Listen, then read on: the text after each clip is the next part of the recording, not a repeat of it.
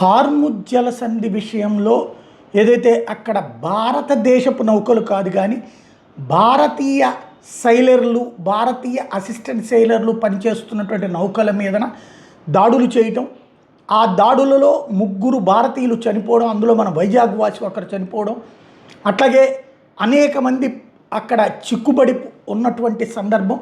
ఈ దాడులు మొత్తం 3 షిప్పులు భారత్ కోసం భారతీయులు పనిచేస్తున్నటువంటి భారతదేశానికి కాని నౌకల మీదన జరిగిన దాడులు. దీని మీద భారత్ తీవ్ర ఆగ్రహం వ్యక్తం చేయడంతో పాటుగా అమెరికాకి సంబంధించినటువంటి రాయబార కార్యాలయ అధికారులు సమన్ చేసి పిలిచి వార్నింగ్ ఇచ్చినటువంటి సందర్భం చూసాం.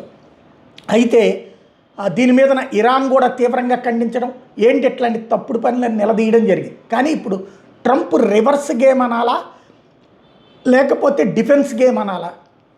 అసలు ఆ దాడులు అమెరికా చేయలేదు, ఇరాన్ డ్రోన్లతో దాడులు చేసింది, ఇరాన్ డ్రోన్లతో దాడులు చేస్తుంటే అమెరికా కాపాడింది అన్నటువంటి కథ చెప్తున్నాడు. వాస్తవంగా అక్కడ వీడియోలు కూడా ప్రొజెక్ట్ అయినాయి, వాయిస్ కాన్వర్సేషన్ కూడా ప్రొజెక్ట్ అయింది. ఇట్లా అమెరికా వాళ్ళు చేస్తున్నారు అంటే అక్కడ ఈ గొడవ జరుగుతోంది అన్నటువంటిది అమెరికాని అడిగితే సాయం చెయ్యలేదు. అక్కడ ఒమన్ దళాలు వచ్చి కాపాడినాయి. మరి నిజంగా అమెరికా దళాలు కాపాడితే అమెరికా వాళ్ళ దగ్గరికి వెళ్ళి ఉండాలి కదా మనోళ్ళు. మరి ఒమన్ దగ్గరికి ఎట్లా వెళ్ళారు? ఒమన్ మేం కాపాడామని ట్రంప్ చెప్తున్నటువంటిది.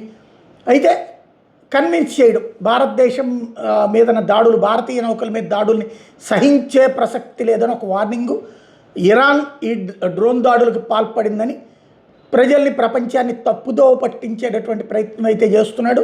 ఇరాన్ బలగాలు మా బలగాలు అడ్డుకున్నాయంటూ భారతీయుల్ని కన్విన్స్ చేసే పని అయితే చేస్తున్నాడు. తద్వారా రాబోయేటటువంటి రోజుల్లో మరి ఇరాన్ ఏం సమాధానం చెప్తుందో చూడాలి.